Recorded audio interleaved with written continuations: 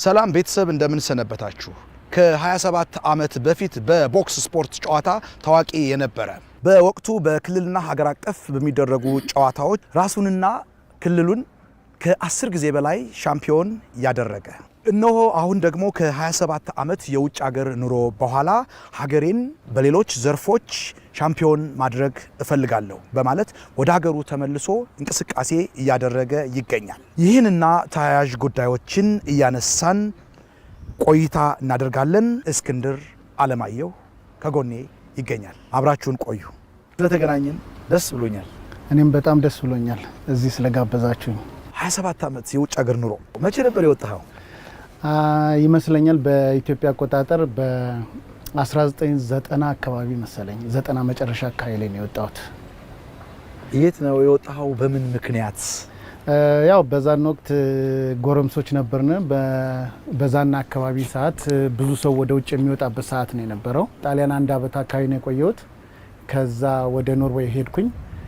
ኖርዌይ ነው ብዙ እድሜንም ያሳለፍኩት። ከባህር ዳር ጣሊያን፣ ከጣሊያን ኖርዌይ። ጣሊያን ምን ያህል ጊዜ ቆየ? ኦልሞስት ጣሊያን አንድ አመት ይሆናል ብዬ አስባለሁ የቆየሁበት። ትንሽ ነው? አዎ በጣም ትንሽ ጊዜ ነው የቆየሁት። ምክንያቱም እዛ እንደገባው ያለው የላይፍ ሁኔታ ሳየው ብዙም እኔ ከማስበው ጋር የሚሄድ ነገር አይደለም እና በዛ ምክንያት ምን አደረኩኝ? ኦኬ ሌላ ሀገር ብሄድ ይሻላል ብዬ አሰብኩኝና አጋጣሚ ያው ስለ ኖርዌይ ምሰማ ስለነበረ ወደ ኖርዌይ። ኖርዌይስ የኑሮ ትግሉ እንዴት ነበር? ኖርዌይ ያው ትምህርት ያስተምራሉ እነሱ ጥሩዎች ናቸው። እንደገባህ ወዲያው ትምህርት ቤት እንድትገባ ያደርገዋል። ቋንቋ እንድትማር ያደርገዋል። ስለ ሀገሪቱ ሕግ እንድትማር ያደርገዋል። ከዛ በኋላ ያለው እንትን የራስ ትግል ነው። ሰው መሆን ትችላለህ፣ አለበለዚያም ደግሞ ዝም ብለህ ያልሆነ ኑሮ መኖርም ትችላለህ። ኖርዌይ ላይ ቋንቋቸውን አቀላጥፎ በመናገር አልተቻልክም። ከሄዱት ስደተኞች መካከል የተሻልክ ነህ። ከዛ ላይም ደግሞ እንደገና እዚህ ሃይስኩል ጨርሰህ ሃይስኩልም ገብተሃል። እዛ ሃይስኩል ተመረቀ። ሃይስኩል ደግሞ ተማሪ ሆነህ የተማሪዎች ፕሬዚዳንት ሆነሃል። 580 ምናምን የሚሆን ተማሪ ነበረ የምንማረው። ከሁሉም ጋር ስለምግባባ አንዳንድ ነገሮችንም እንደዚህ እንትን ስለምንላቸው የተማሪዎች ሊደር ይመረጥ ሲባል አንደኛ እኔን መረጠኝና የተማሪዎች ሊደር ሆንኩኝ። ያ ኦፖርቹኒቲ ብዙ ነገር ጠቀመኝ። ከብዙ ሰዎች ጋር እንድገናኝ፣ ከብዙ ሰዎች ጋር ቋንቋዬንም እንዳዳብር ረዳኝ ማለት ነው። ሌላው እስክንድር ኖርዌይ ላይ ሲኖር ይሄ አድቬንቸር የሚባሉ ታላላቅ ነገሮች ላይ የማይሞከሩ ራሱ የኖርዌይ ዜጎች ተወላጆች ለመሞከር ራሱ የማይደፍሩትን ነገር ታደርጋለህ። በዛ ደግሞ የሀገሪቱ ጋዜጦች፣ መጽሔቶች፣ የቴሌቪዥን ፕሮግራሞች የማግኘት ድል ገጥሟቸዋል። የበረዶ ተራራ ወጥተሃል። ልክ ከሀገሩ ከተወላጆች አንጻር የዛ ሀገር የንጉስ ልጅ ደግሞ አግኝተዋል እና እንደምን አደረሽ ኖርዌይ የሚል ቴሌቪዥን ፕሮግራም ላይ ወጥተሃል። የተማሪዎች ሊደር በነበርኩበት ሰዓት ፕሮግራም እያዘጋጀሁ ገንዘብ እንዲመደብልን እያረኩኝ ታሪካዊ ቦታዎችን፣ ኮንስቲቲዩሽኑ እንዴት እንደተመሰረተ፣ የሀገሪቱ ሁኔታ እንዴት እንደሆነ እያንዳንዱን ነገር እናይ ነበረ። ያው እነሱ መንግስት ገንዘብ ፈንድ እያደረገልን ማለት ነው። እዛ አንድ ቱሪል የምትባል ቫይሊደር ነበረች። ቫይሊደር ማለት መንገድ የምታሳይህ ማለት ነው። እንዴት ምን ማድረግ እንዳለብን ምናምንና ቀን ምናለች መጣችና ከ30 ደቂቃ በኋላ የሆነ ኮሙና ይባላል የኮሙና ባለስልጣኖች ስለሚመጡ የምትናገረውን አዘጋጃለች እና በራሳቸው ቋንቋ ነው አስበው በ30 ደቂቃ ውስጥ ነው አዘጋጅ የተባልኩት እና ያው የተማሪ ሊደር እንደመሆኔ ልክ ናት እሷ። ከዛ ልክ እንደተመረጥኩ አካባቢ ነው እንደዚህ ያለችኝ። እሺ መጣሁ አልኩኝና ልክ እሷ ስትሄድ ገባውና መኪና ውስጥ ወደ ቤት ቋንቋውን በደብዝ እሺ ወደ ቤት የተነስቼ ከዛ እስክንድር ቢባል የት ይገኛል? ራሱ የተማሪዎች ፕሬዚዳንት ምናምን ተባለ። ከዛ ያው ያ ፕሮግራም እንደምንም አለፈ። በነጋታው ስመጣ ምንም እንዳልተፈጠረ ነው። በቃ ምን ልናገር ነው በ30 ደቂቃ በ30 ቀን ብትኝ ራሱ በጣም ከባድ እኮ ነው ምናምን ነገር እያልኩ አሳኳት። ከዛ ቁጭ ብላ እንዴት በ30 ደቂቃ ንግግር ማዘጋጀት እንዳለብኝ የሆነ ኦሪየንቴሽን ሰጠችኝ ማለት ነው። ከዛ በኋላ ልክ 30 ደቂቃም 10 ደቂቃ ብትለኝ ቶሎ ጽፍና እጄ ግራመር ርሚልኝ ምናምን ላታለው። ከዛ በኋላ ያችን እያየ መናገር ነው። ለበጎ ነገር አዋልኩ። ለበጎ ነገር ሆነልኝ እና በዛን ወቅት እንዳልኩ የተማሪዎች ሊደር በነበርኩበት ሰዓት ብዙ ኦፖርቹኒቲ ነበር። ባህል ግጭቱ ወይም ስምምነቱ ምን ይመስላል ከኛ ሀገር ጋር? እዚህ ከመጣው በኋላ ነው አሁን ደግሞ በጣም ልዩነቱ እየገባኝ የመጣው። እና which is ራይትም የሆነ ነገር አላቸው እንደገናም ደግሞ በጣም ልቅ የሆነ ነገርም አላቸው። ልቁ ምንድነው? ልቁ ምንድነው? አሁን ለምሳሌ ልጅ መቅጣት አችልም እኛ ጋር ይሄ መደብደብ ይሄ ፊዚካል አቢዩዝ ማድረግ አችልም እንደው ምንም ነገር ምንም ነገር ማድረግ አችልም። ህፃን ሲበጠብጥ በጣም ሲረብሽ አንዳንዴ ያው 2 ደቂቃ እንዲቀመጥ ታደርገዋለህ ወይም አይፓዱን ትቀማዋለህ ወይ ቲቪ ትዘጋለህ ምናምን እንጂ ከዛ የበለጠ ነገር ሞር ፊዚካል እንደኛ ሀገር መቆንጠጥ እንትን ማለት ያው ልጅን ያስነጥቃል። ድጋርጎ ይወስዱባል። በጣም የሚገርም ነው። እዛ በኋላ እስክንድር የሃይ ስኩል ትምህርቱን ጨረሰ። ኑሮ እንዴት ገፋ? እዛ በኋላ በምን ስራ ላይ ተሰማራ? ተማር የመጀመሪያ ቋንቋ ፕራክቲስ የት ማድረግ ትፈልጋለህ ሲሉ መዋዕለ ህጻናት አልኳቸው። እናም መዋዕለ ህጻናት የሄድኩበት ምክንያት እንደ ልቤ ከህፃናቶች ጋር ቋንቋም እንደፈለኩ እንድናገር ስለፈለኩኝ እነሱ ጋር ሄጄ ትሬን አደረኩኝ። መዋዕለ ህጻናት ወንድ በጣም ይፈልጋሉ፣ ወንድ ሰራተኛ። ምክንያቱም ያው ብዙ ፍችም ምንም ስላለ ብዙ ልጆች በሴት ነው የሚያድጉት እና የወንድ ካራክተር እንዲኖራቸው ስለሚፈለግ መዋዕለ ህጻናት ደግሞ ብዙ ሰዓት ስለሚያሳልፉ ወንድ በጣም ይፈልጋል መዋዕለ ህጻናት። እና ልክ የመጨረሻ ስጨርስ ፕሊስ እኛ ጋር 100% ልቅጠርህ አለችኝ ዳይሬክተሯ ማለት ነው። አይ የዛኔ የመለስኩላት መልስ አልፈልግም አልኳት። እንዴ ለምን አትፈልግም ምናምን ስትለኝ የመጀመሪያ ደረጃ እዚህ የመጣሁት እኔ ቋንቋዬን ለማዳበር ነው አልኳት። በሁለተኛ ደረጃ ብዙ ፍላጎት የለኝም እዚህ የመስራቱ እንትን አልኳት። በሶስተኛ ደረጃ ደግሞ ብዙ ጊዜ የኛና የናንተ ልጆች ልዩነት አላቸው። ምክንያቱም የኛም የናንተም ልጆች እኩል ሲጠጡ ሲያጨሱ የሆነ ሲረብሹ እናያለን። ግን የናንተ ልጆች የሆነ ቦታ ላይ ጥፍ ብለው ሄደው ተምረው 4 ዓመት በኋላ የሆነ ስራ ይዘው የሆነ ነገር ሆኖ ይመጣሉ። የውጭ ሀገር ዜጋ ልጆች ግን ዝም ብለው በዛው ይቀጥላሉ። እና ያ ዲፈረንስ ምን አመጣው የሚለውን ነገር ለማየት ነው ምናምን ነገር አልኳት። በጣም ተገረመች ሴትየዋ። እና ልክ ከዛ እንደጨረስኩኝ ወዲያውኑ ነርሲንግ ትምህርት ቤት ገባሁኝ። ህክምና ገባሁኝና እዛ 3 ዓመት ተማርኩኝ። ከ3 ዓመት በኋላ ስራ ወዲያውኑ ነው የምታገኘው። በዛው በትምህርት ቤት ስለሚልኩህ ወዲያው ታገኛለህ። እሱን መስራት ጀመርኩኝ። 5 ዓመት አካባቢ ሰርቻለሁ። 2 ዓመቱን ግን የምቴንስተ ይሉታል በየቤቱ እየዞርክ በመኪና መድኃኒት መስጠት፣ ልብስ እንዲቀይሩ መርዳት፣ የሆነ ሞቅ አድርገህ ምግብ መስጠት ምናምን እንደዛ አይነት ነገር ስራ ነው። አንዳንዶች ወሬ ብቻ የሚፈልጉ አሉ። ጀስት ሂደህ ቁጭ ብለህ 30 ደቂቃ ምናምን አውርታቸው ትወጣና ትሄዳለህ ማለት ነው። ቴራፒ ነው ራሱ ቴራፒ ነው ይሄ። እና እሱን ሰራው። ከዛ መሀል ላይ ሰለች። ብዙ ስለ በሽታዎች ማወቅ፣ በሽታው እንዴት እንደመጣ ኮዙን ማወቅ ምናምን ምግብ ላይ ራሱ መሳቀቅ ጀመርኩኝ ስበላ። ከዛ ምን እግዚአብሔር የሰጠኝ ጤና እያለን ያገኘሁትን እየበላው ምኖር ሰው ይዘት እንዳልኩና ሲሰለቸኝ ምን አደረኩኝ? አለ እኛ የምንሄድበት የሆነ ድርጅት አለ። ሄድኩኝና ይሄ ስራ ሰልችቶኛል፣ ሌላ ስራ ፈልግልኝ አልኳት። ከዛ አንድ ወር አካባቢ እንትን ጠበቅኳቸው። ደወለችልኝ እና እስክንድር ሀሳብን ቀይረሃል ወይስ የባስ ኮርሱን ትፈልገዋለህ አለችኝ። እንደ እየጠበቅኩሽ ነው ምናምን ነገር አልኳት። በነገራችን ላይ ኖርዌይ ውስጥ መንጃ ፍቃድ ካለህ የትም ዓለም ላይ መንዳት ትችላለህ። የባስ መንጃ ፍቃድ ነው ያወጣሁት። መንጃ ፍቃድ የባስ መንጃ ፍቃድ ብቻ ስላለ ባስ ላይ ወጣ ባስ አትነዳም። ሌላ ይርከ ሹፌር የሚባል አለ። ተጨማሪ የምትወስደው ኮርስ አለ። እሱንም ማለፍ መቻል አለብህ። እሱን ካለፍኩ በኋላም ምንድነው አንድ ከስተመር ሲመጣ እንዴት ተቀብለህ እንደምታስገባው ውስጥ ከገባ በኋላ ለምሳሌ እኛ ጋር ካፌ ይዘው ይገባሉ። ትኩስ ነገር ማለት ነው፣ የሚፈስ ነገር አይስክሪም ምናምን ምግብ ይዘው ይገባሉ ባስ ውስጥ። እና ልክ አሁን እዚህ ሀገር እንዳለው ፍሬን ግጥም አድርገህ ብትይዝና እንዲህ ብሉም እላዩ ላይ ቢደፋበት ኢንሹራንሱ በጣም ከባድ ነው ለዛ ሰው የሚከፈለው።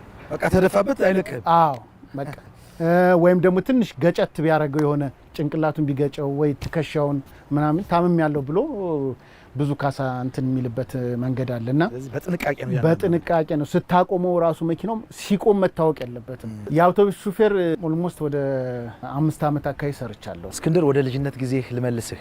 የተወለድኩት እዚህ በግተራ የሚባለው አካባቢ ነው የተወለድኩት። ፎቶ አስመራ ቀበሌ 2 ነው። ቀበሌ 1 ፎቶ አስመራ።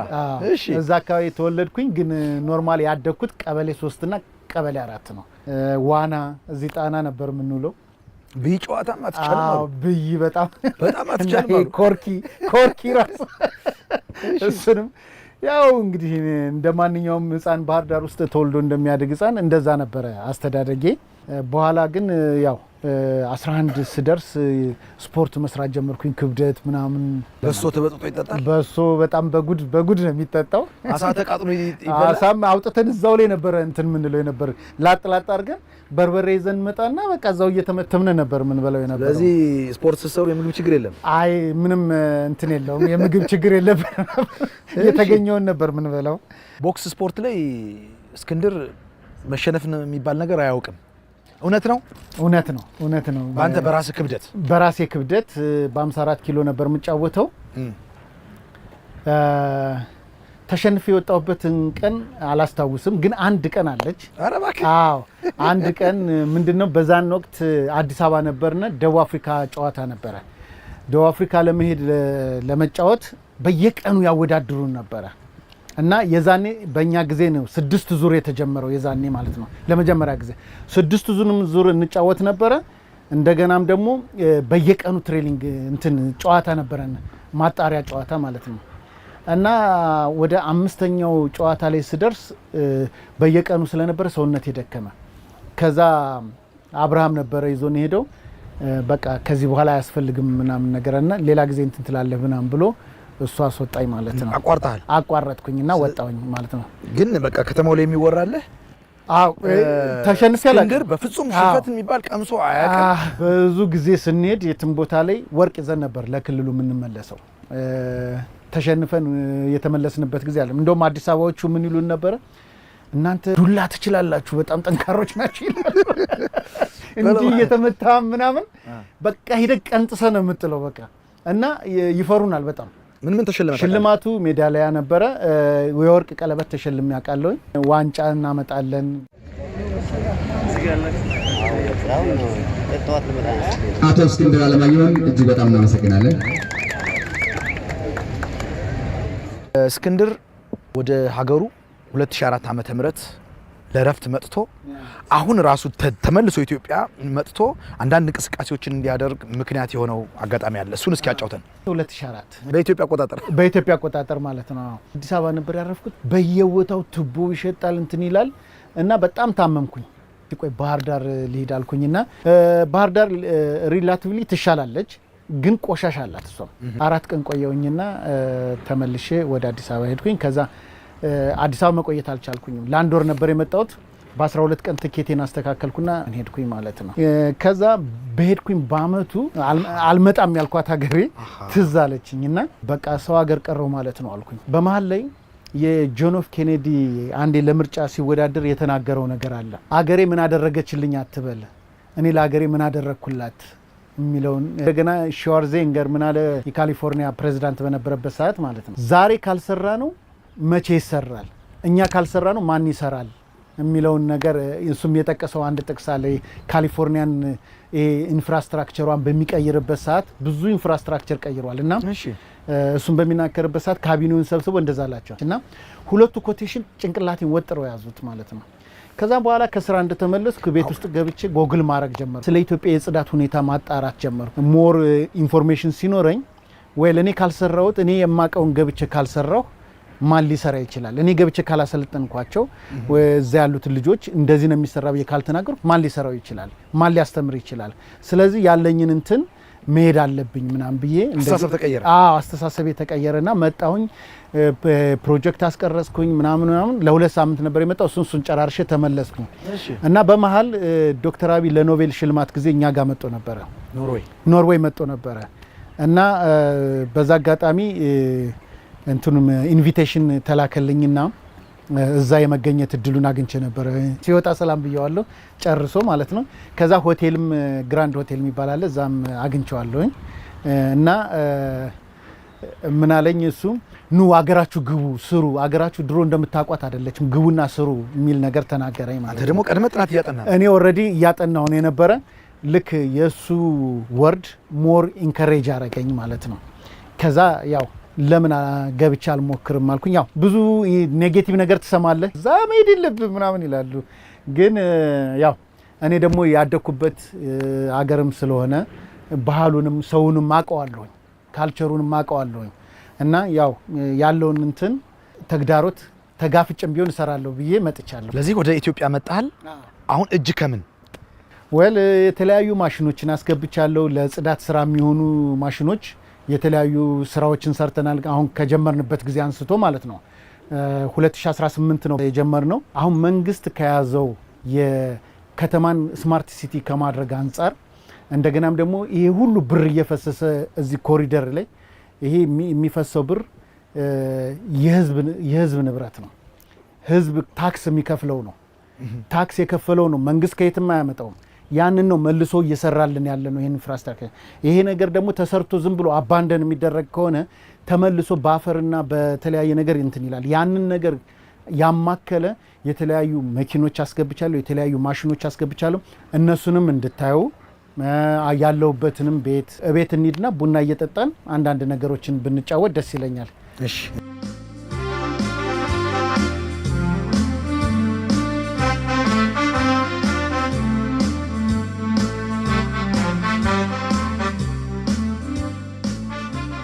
ሰፈራችን ይሄ ነው። መኖሪያ ቤታችንም ስራ የምንሰራባቸውን እቃዎች ያስቀመጥንበት ቦታ ይሄን ይመስላል።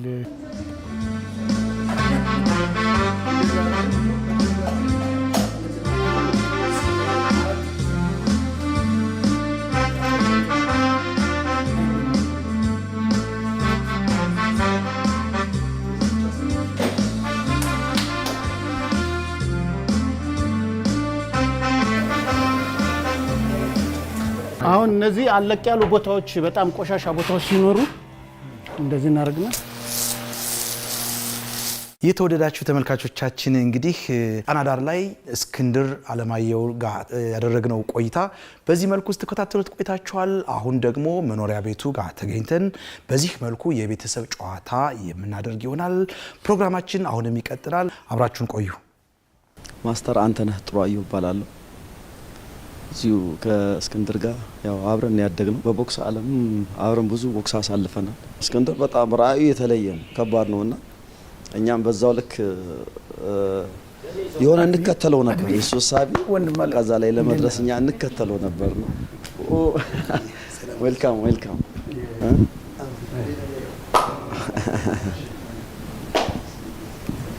ናቁጭን ከኛ ትንሽ ወጣ ይላል አስተሳሰቡ በምንም የተሻለ ነበርና እድሜም ሳይበልጠኝ አይቀርም ብዙ ኪሎ ሜትር ተነሳሽ እና ይበልጠኛል። እኔ በዛ ሰዓት ልጅ ነው የነበርኩት።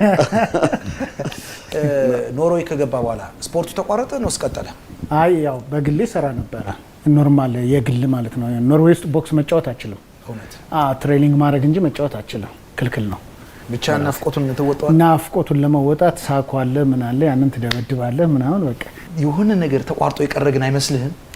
ያ እንደዛ የሚመስለኝ ነገር አለ። ብዙ ነገር የቀረብኝ ነገር አለ ብዬ አስባለሁኝ። ግን ያው ደግሞ ሌላ ሀገር ስትሄድ ደግሞ ሌላም አላማ ይዘህ ስለምትሄድ የግድ እዛኛው አላማ ላይ ፎከስ ማድረግ አለብህ። ኢንስትራክተር አድማሱ ፈንታ እባላለሁ። ሰከንድ ስታር ያሉ ብሔራዊ ቡድን አሰልጣኝ 10 ውስጥ አንዱ ነኝ። የአማራ ክልል ቦክስ ፌዴሬሽን ፕሬዚዳንት እና አሰልጣኝ ነኝ። ለዞኑም ለክልሉም ወርቅ ሜዳሊያ ያመጣ ጀግና ቦክሰኛ ነው። ከዛ በኋላ ወደ ውጭ ሄዶ ማንኛውም ሰው የተሻለ ሀገር ሄደ የተሻለ ስራዎችን ሰርተ ቤተሰቦችን ለመቀየር ራሱንም ለመቀየር ነው የሚሞክረው። ወደዛ ሄዶ ስኬታማ ላይ ነው የደረሰው። ቢያንስ ከ10 በላይ ሻምፒዮን የሆነበት ጊዜ ነው ያስታውሳል በእኛ ጊዜና እስክንድር በጣም ጎበዝ፣ በጣም ታታሪ፣ ስፔሻሊ ቦክስ ሲጫወት ያስደስተን ነበርና ያው የጋራ የነበር ሁላችን አብረን ስለምንሰራቸው በተለይ የባህር ዳር ልጆች በወቅቱ ምንሰራቸው የነበር የቦክስ ቴክኒኮች እስከመቼም ይታዩኛልና ከዛ ውስጥ አንዱ ጓደኛዬ እስክንድር ነበር። የንስር አይን እይታ ነው የሚያይ። በቃ እይታው በጣም የሚከብድ ነገር ነው። ሰው ያልሰራውን ነገር መስራት ይወዳል። ጀግና ልጅ ነው። ዱላውም ጠንካራ ልጅ ነው። የሁላችንም ጠንካራ ነው። ዝቅ እያደረኩ አይደለም። ራሳችን የሚቀርብ ሰው ካለ እንዳይቀምስ ተዘራጅቶና ደስ የሚል ፉክክር ነው የነበረ። በአጋጣሚ አብዱል ማሊክ መጣ። ሰላም ነው ማሊክ በቂ ነው እንዴ? ኦ ቦክሰኛ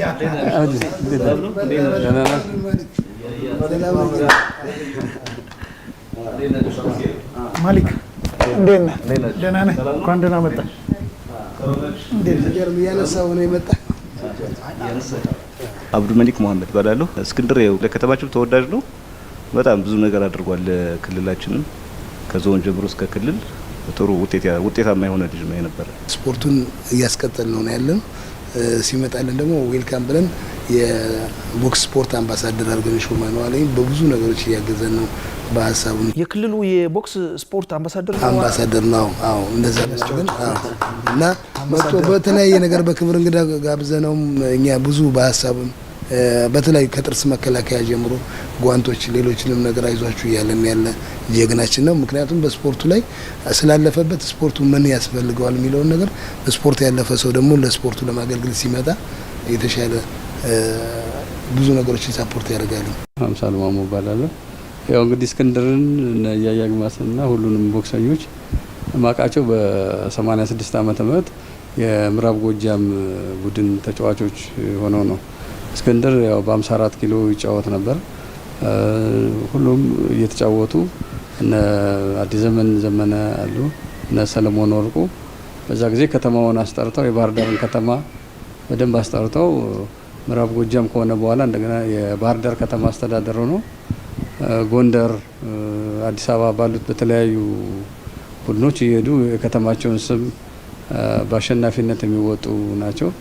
እስክንድር እንግዲህ ያው ከልጅነቱ ጀምሮ ነው ማቀው። ያው አሁን እንደዚህ ኪሎ መጨመሩ እንዳተ 54 ኪሎ ሆኖ በጣም ፈጣን ልጅ ነበረ። እንደ በዛ ነው ማቀው። ድሮ ልጅ እያለን አብረን በምንጫወትበት ሰዓት በጣም ሲሪየስ ነው። የሆነ ጉዳይ የሆነ ነገር ታርጌቱ ይሄ ነገር አደርጋለሁ ካለ የማድረግ አቅም አለ። በቃ ኤክሰርሳይዝ ላይ ረጅም ጊዜ ነው የሚሰራ። ኢንዱራንስ በጣም ዲቨሎፕ ያደርግ ነበር።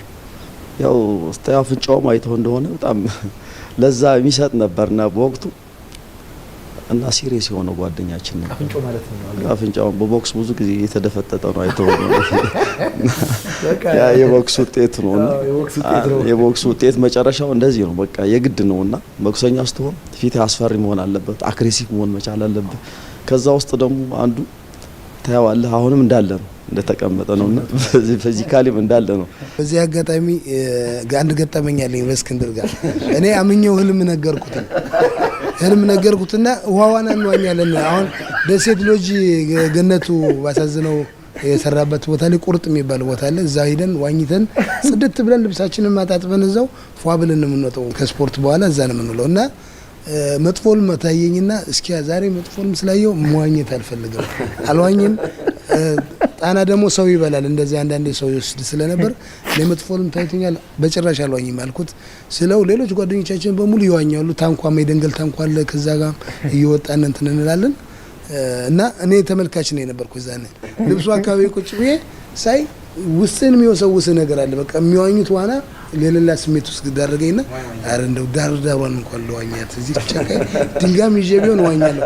ዋና እንግዲህ በሚካኤልም በጣና ሆቴልም ቆርጠን የምንሄድ ጀግኖች ነን። ጎበዝ መወዳደር ነው የሚቀረን እንጂ በጣም ትንፋሽ ዋለን አቅሟለን። ግን የዛኔ ፈራውኝና ዳርዳር ብዬ ገባሁኝና ዳሯ ላይ ትንሽ መዋኘት ሲጀምር ይከታተለኝ ነበር። እሱ ባይ ነው ህልሙን ነግሬዋለሁ ስለነገርኩት እና ከዛ እያልኩኝ እየወሰወሰኝ ወደ መሀል እየዋኘሁ ምናምን ሲሄድ ታንኳ ላይ ሆነው አንዳንድ ጊዜ በልጅነት የሌላው ሰው ታንኳ አንሸራተን ዋኝተንበት መልሰን ቦታው ላይ እናደርጋለን እና ታንኳውን ይዘን እየሄዱ የነበሩ ጓደኞቻችን ስለነበሩ ከታንኳው ጋር እየተጠጋሁ ምናምን በደንብ ወኔ የመጣ በቃ በደንብ እየዋኘሁ መሄድ ሲጀምር ውስጥ ለውስጥ ገባና ከዛ እግሬን እንዲጠብቆ አንድ እግሬን ነው ይዞ በሲያረገኝ ወይኔ ያልኩና ሰይጣን አጋንንት የሳበኝ መስሎኝ እጄንም እንደዚህ በቃ ለማለት በስማም ካልከው ይለቃል ተብሎ በስማም ወሎ ምንም ብዬ ደረቱን በእግሬ መትቼው ውሃዋና ተወዳዳሪ እንደዛ አይፈጥንም ተወዳዳሪ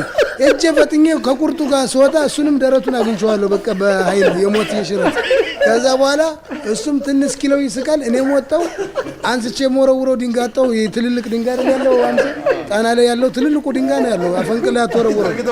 እንዴት አባቴ ያርጌ ከላዩ ላይ በጫንኩት በድንጋጤ ወይ ወጣት እንተያያለን አልኩኝ። ያው ወደ በጣም እንዋደድ ጓደኞች ነን። አንድ ቀን ሙሉ ተኮራርፈን በሁለተኛው ቀን ታርቀናል። እውነት ነው እያያ ብዙ ጊዜ ምንድነው ህልም ምናምን ህልም ያምናል እያያ ብዙ ጊዜ ህልም ካየ በጣም ጠንቃቃ ነው። በዛን ቀን በቃ ከቤቱም አይወጣም። ጎትተህ ከቤቱ ካወጣው በቃ ጠንቀቀን በሁሉ ነገር በቃ ሰው ሁሉ አይገፋም። ታውቃለህ እንደው ምንም ነገር ቢሆን ራስን ጠብቀህ ስለምትለኝ እናቴ ከዛ ህልም ባየው ቁጥር በህልም እንደዚህ አይቼ በሚል እጠነቀቅ ነበር። ያው ብዙ ቤት የማልወጣበት ሰዓት አልመጥፎም ተካሪ ራሴን ጠብቃለሁ እና እንደ ፈሪ እንዳያሳየኝ እኔ ህዝብ የሚያከብረኝ ሰው ብዙ አልወጣም። ያው ማለት እጠነቀቃለሁ። ሁሎችም አሁን እዚህ የምታያቸው ሰው አክባሪዎቹ እንደው የቦክሱም ዲሲፕሊን ይመስለኛል በጣም ሰው አክባሪዎች ናቸው። ከከተማው ጋር ያላቸው ግንኙነት ልጆቹ ጥሩ ስነ ምግባር ያላቸው ናቸው። ኢቬንስ አንዱ አለም እባላለሁ። በሙያዬ ነርስ ነኝ። ሆስፒታል ነው የማገለግለው። ከእስክንድር ጋር የተዋወቅ ነው ያው በልጅነት አንድ ሰፈር አብሮ አደግነን። ቲሙን በሙሉ አውቀዋለሁ። እስክንድር ማለት በጣም ታታሪ የስራ ሰው፣ መስራት የማይደክመው አይነት ሰው ነው እና እንደዚህ ቆሻሻ ለማጽዳት ሰው መንገድ ወክ ስንወጣ ሰው መንገድ ላይ ሽንቱ ሲሸና ሲያይ ይሳደባል። ፊት ለፊት ይሳደባል፣ ይናገራል። እኔ እንደውም በእናት ዝም በል ገና ሳይ እየተሳቀቁ በቃ ዝም በል ነው የምለው ሁሉ እና አያልፍም። መናፈሻ ተብሎ እንዲህ ሰው እዚህ ጋር ይሸናል ብሎ ነው የሚያስበው ያለው ነገር። እንቅልፍ አይተኛም። ሌሊት ሁሉ ሲጽፍ ነው የሚያድረው። ብዙ ነገር ይጽፋል፣ ያነባል። በጣም ጎበዝ ነው። ኖሮ ያለውን ነገር ተሞክሮ ባህር ዳር ንጽህና ያስፈልጋታል በሚል ከተማዋ አሁንም አስፋልቶቹን ትልልቅ ድርጅቶችን እነኚህ ካሁን በፊት የዚህ አይነት አገልግሎት ያላገኙትን ነገር ለመስጠት ዘመናዊ መሳሪያዎች ይዞ መጥቷል። የራሱን እና ሌሎችም ከከተማው ውስጥ ያሉትንም ልጆች በመጨመር ስራውን ለመስራት እየተዘጋጀ ነው። ለስራ ወደ ኋላ ማይል ነው፣ ቆራጥ ነው። እንዴት ነው እዚህ ጋር ጽዳት አጽጂ ተብዬ ስትሰሚ እንዴት ነው ያለሽ ፊሊንግ ሁሉ ብሎ ጠይቆኝ ያውቃል። እና እኔ በጣም ነው ስራውን ማከብረው። በጣም ከጎኑ ሆኜ ሳፖርት ላደርገው ፈልጋለሁ። በምን ላግዝህ ምናምን እለዋለሁ ያለውን ነገር ማለት ነው። እንዲበረታ ነው ማደርገው። ሁሉም ሰው በጣም ደስ ብሎታል። ይህን ማንም ሰው አልሞከረውም። ገብቷል። ይህን ስራ ሌላ ነገር ነው ማድረግ እንጂ ከተማዋ ቆሻለችና እናጽዳት የሚል ነገር እስካሁን ድረስ አልመጣም። ይህን በማድረጉ በጣም እናመሰግናለን።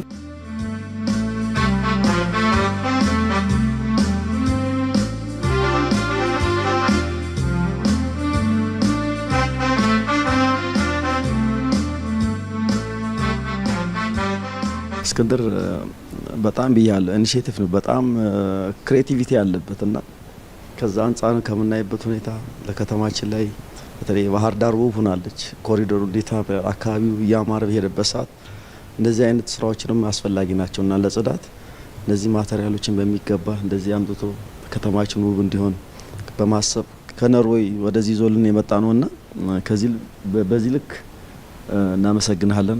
አበበ ሲሳይ ይባላል። ከጋሽ እስክንድር ጋር አብሬ የምሰራ ልጅ ነኝ። ብዙ የስራ እድሎችን የፈጠረ ነው በከተማችን እኔንም ጨምሮ ማለት ነው። ወደዚህ ስራ ሲገባ እኔን በስልጠና አካቶ ስልጠና እንድሰለጥን አድርጎ ጽዳቶች እንዴት ማጽዳት እንዳለብኝ አስተምሮ ወደ ስራ ያስገባኝ ነውና ይሄን የስራ እድል ስለፈጠርክልኝ ጋሽ ያመሰግናለሁ። ወደፊትም አብረን የተሻለ ስራዎችን እንሰራለን ብዬ ተስፋ አረጋለሁ። በጣም ነው የምወድህ። አገግላታ ያለኝ አድናቆት በጣም ከፍተኛ ነው። በጣም ነው የማመሰግነው። እንደውም በከባድ ሚዛን ሁሉ እንዳለ አቅሙ ሁሉ ትሬኒንግ ስንሰራ ሁሉ እንዳለ ነው፣ ጉልበቱ እንዳለ ነው።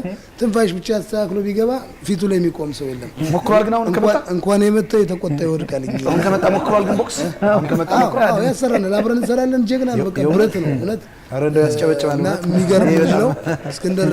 እስኪያ በብዙ ነገር እኔ ልዩ የእናቴ አባቴ ልጅ ያክል ነው የሚሰማኝ። ኢቭን ቤቱ እንኳን አንድ ክፍል ይዘህ እኔ ጋር ነው የምትኖረው ነው የሚለኝ ብዙ ጊዜ እንትን ከማለት የተነሳና በዚህ አጋጣሚ ለክብር እወዳለሁ። ልዩ ክብር አለ። እወዳለሁ፣ አከብርሃለሁ። ከጎንህ ሆኜ ሳፖርት ላድርግህ ያው ቆርጬ ተነስቻለሁ እና ወደፊት ደግሞ ያሰብከው ነገር በሙሉ ተሳክቶ እዚህ ያለውን በኢትዮጵያ በሙሉ ኮንትሮል አድርገህ የተሻለ ነገር እንድትሰራ ነው ማበረታታ። እስክንድር እንግዲህ ይህን ትልቅ አላማ ይዘህ መጣህልኝ። እንግዲህ እግዚአብሔር ደግሞ ይህን አላማህን እንዲያሳካልህ ምኞቴን እገልጻለሁ።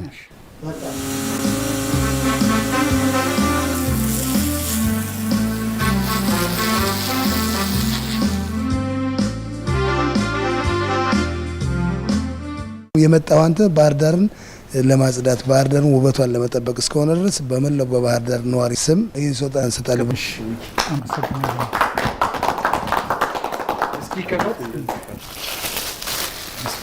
ባህር ዳር ዋው! በጣም ነው የማመሰግነው። የመጣሁትም ይችን ሀገር ስለወደድኩ ነው። አጠቃላይ ኖት ኦንሊ ባህር ዳርን ብቻ ኢትዮጵያን ስለወደድኩ ነው። ባህር ዳር ደግሞ ለእኔ ልዩ ትዝታ ስላላት ያደግኩባትም ሀገር ስለሆነች በጣም ደስ ብሎኛል። አመሰግናለሁ።